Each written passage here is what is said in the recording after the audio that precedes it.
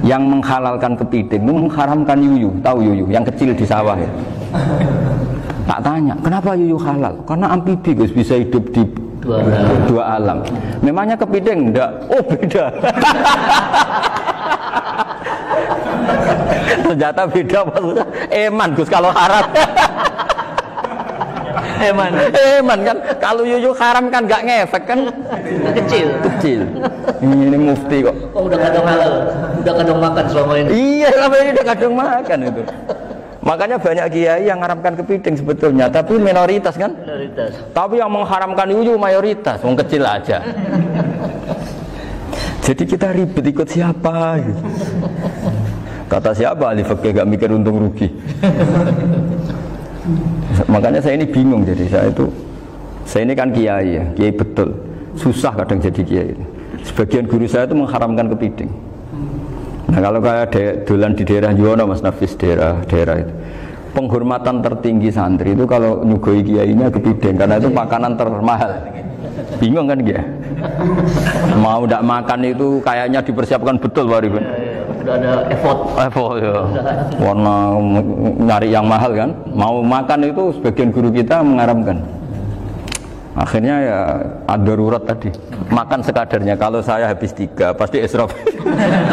Kalau habis 1 prosedur hormat yang nyugui.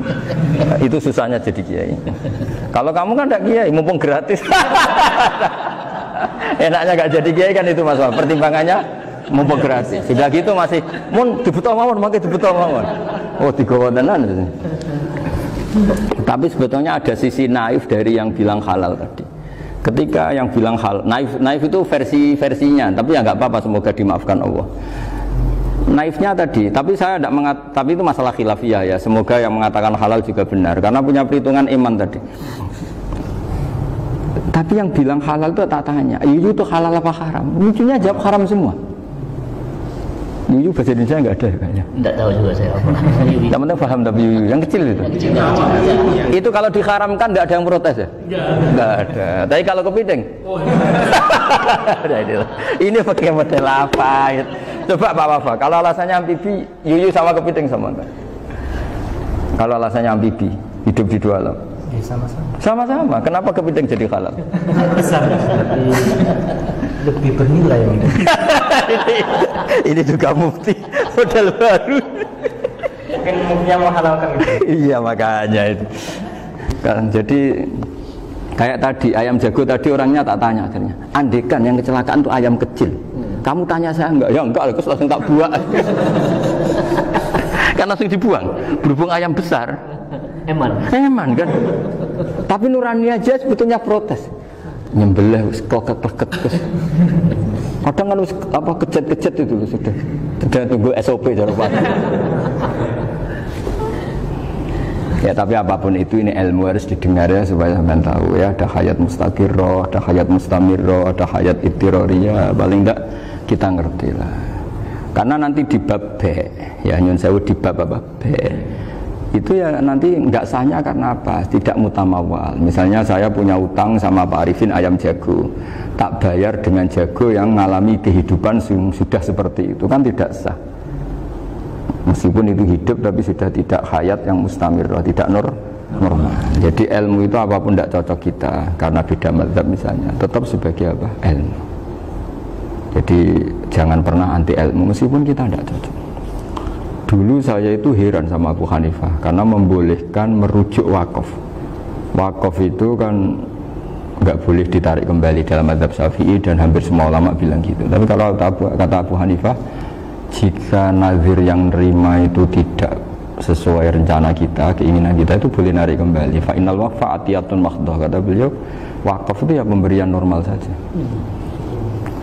Suatu saat ada peristiwa gini Pak Arifin ya, ada orang kaya raya mewakafkan tanah itu senilai kalau nggak salah itu 60 miliar.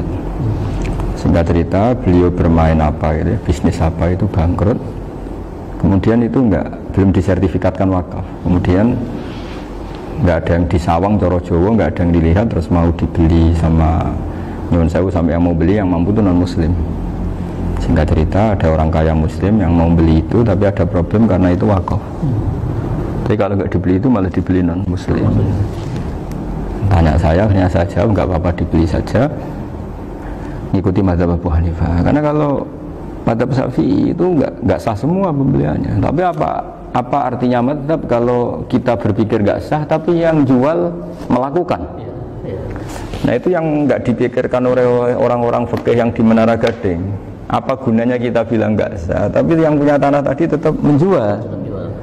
Karena tidak mengindahkan hukum itu, mau apa coba? Makanya saya bilang bagi tentang Gus itu nggak ada kaulnya dalam mazhab Syafi'i. Saya bilang kamu mengharamkan itu tidak ada gunanya karena itu tetap dilakukan. Jadi kita pertimbangannya ndak itu, daripada dikuasai situ mendingan kita. Betul.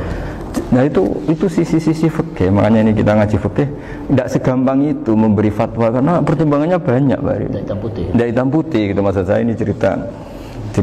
Jadi nanti kamu ngerti. Jadi mau apa coba? Itu kan ibarat gini. Hukumnya kita ngajar perempuan itu masalah sebetulnya secara, karena itu ajnabiyah. Tapi fikih mentoleransi li ajli ta'lim, karena untuk belajar gak apa-apa. Kalau sudah jadi fakta itu ribet. Dia maunya belajar sama kamu, dan sekali kamu tidak mau belajar ke yang lain yang potensi menyesatkan.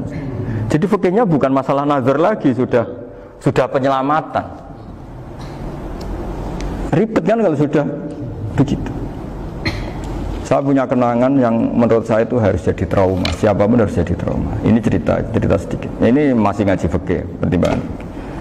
Ada orang itu sangat khusyuk, Pak. Sangat khusyuknya di rumahnya Pak Wafa itu nggak ada TV, nggak ada motor, nggak ada apa saja. Ketika anaknya berkembang agak dewasa, itu pertama naik motor, itu ya utang jasa sama kawan-kawannya. Pertama dia ngelihat nikmati TV ya dari kawan-kawannya. Corong Jawa, mbek tanggane lah. Padahal orang tuanya ini protektif justru karena banyak tangganya sing tidak pati Islami lah. Ya mereka orang Islam tapi ya nggak sholat, nggak apa. Singkat cerita orang tuanya ini datang ke rumah sana nangis, nangis Gus. Sekarang saya ikrar bahwa mazhab abah jenengan Kiai Nur Salim, bapak saya itu mazhab jenengan itu lebih hebat imam mazhab kulo. Nangis dia. Dulu saya itu agak menyalahkan Kiai Nur Salim jenengan karena longgar di rumah ada TV ada motor. Terus dia cerita. Nah karena anaknya ini pertama bisa naik motor, untuk anak ABG ini kan jasa yang luar biasa.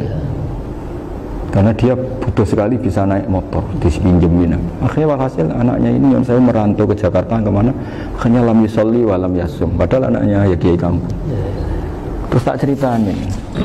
Terus akhirnya dia tanya, kenapa sih Gus jenengan sama abah kok longgar gitu sama anak?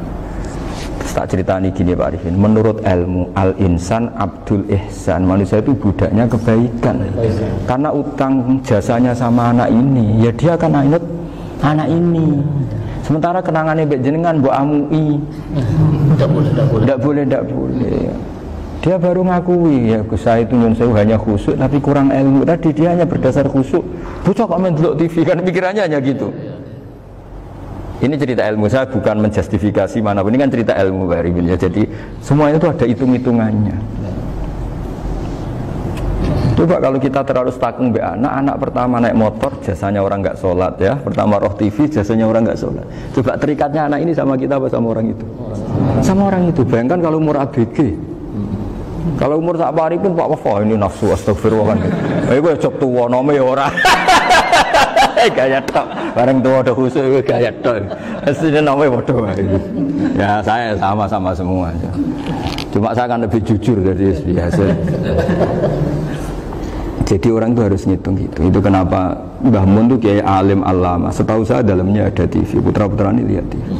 Meskipun kita tidak mungkiri negatifnya TV, kita nggak mungkiri Pak Arifin ya. Tapi tadi ketika anak-anak ABG itu pertama lihat TV jasanya tonggone. Kalau kebetulan tanggane wong soleh nggak masalah ya. Kalau enggak, itu nangis ke rumah saya itu ya. Nyesel dia. Tapi saya bilang gini, ini jenengan tiang soleh, mesti anak jenengan suatu saat kembali. Coba pola jenengan harus rubah. Ini hebatnya Nabi. Ketika Sayyidah Aisyah masih kecil, minta diperlihatkan Li'bul Habasyah. Itu ya diturutin kan masyhur itu. Kayak apa Nabi? Karena kalau nggak diturutin, pasti Sayyidah Aisyah akan ngidolakan mainan yang lain yang di luaran sana malah. Itu karena Nabi punya kearifan tadi. Jadi ini kan ilmu, lagi-lagi ilmu. Jadi yang semua itu harus dibaca dengan ilmu. Makanya kata Nabi, ad-dunya mal'unatun mal'unun fiha illa dzikrawah wa ma'alalahu aw aliman aw muta'alliman. Karena dunia ini hanya bisa dibaca dengan ilmu. Yang diridai Allah maksud saya hanya bisa. Saya itu banyak kenal menteri, kenal pejabat. Tapi saya tidak pernah melihat itu sebagai pejabat. Melihatnya itu orang yang ingin belajar agama. Karena sekali salah melihat, yang hidup itu tamaknya Pak Arif.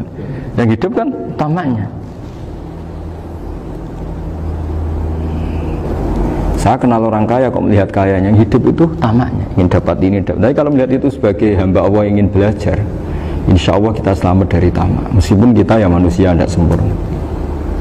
Setidaknya ketika dia lomo atau tidak lomo, nyalami template apa tidak ngefek, karena kita melihat ini mau belajar. Tapi kalau kamu didorong tamak, katanya orang kaya ternyata nggak tahu haknya kiai, ribet kan? Ribet. Ya kalau kamu punya santri cantik ya lihat itu sebagai santri kamu. Jangan melihat ini mau nggak sama saya, kalau enggak ya wah ya ribet kalau gitu. Ini anak-anak muda harus dilatih ikhlas, baru bahaya ini santri-santri sampean kalau nggak dilatih ikhlas ini bahaya. Karena ini belum punya penggemar pejabat, paling ya anak-anak yang ya tadi ABG.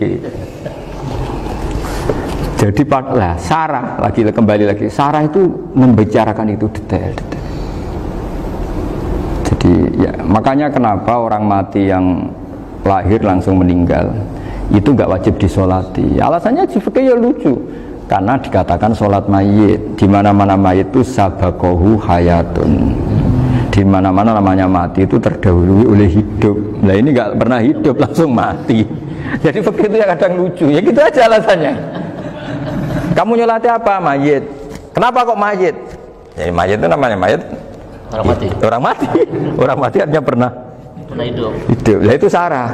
Jadi ketika matan hanya cerita wasiktu alladzi lam yastahila, nggak pernah nangis, lam yusalla alaih. Sarah bilang mergo ora tahu urip.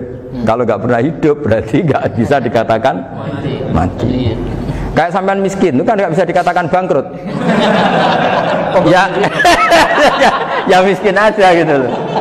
Kan gitu ya. Karena nggak pernah kaya. Nggak pernah kaya. Kayak Mas Nafis nggak bisa dikatakan, oh itu Qurannya lupa gimana? Nggak pernah hafal. Jadi yang dikatakan lupa itu pernah hafal. Nggak lupa nggak apa, Gus Qurannya lupa, gaya nggak pernah hafal kok bilang apa? Lupa gitu. Nggak boleh Pak Wafa bilang saya ini bangkrut apa? Nggak pernah kaya kok bangkrut.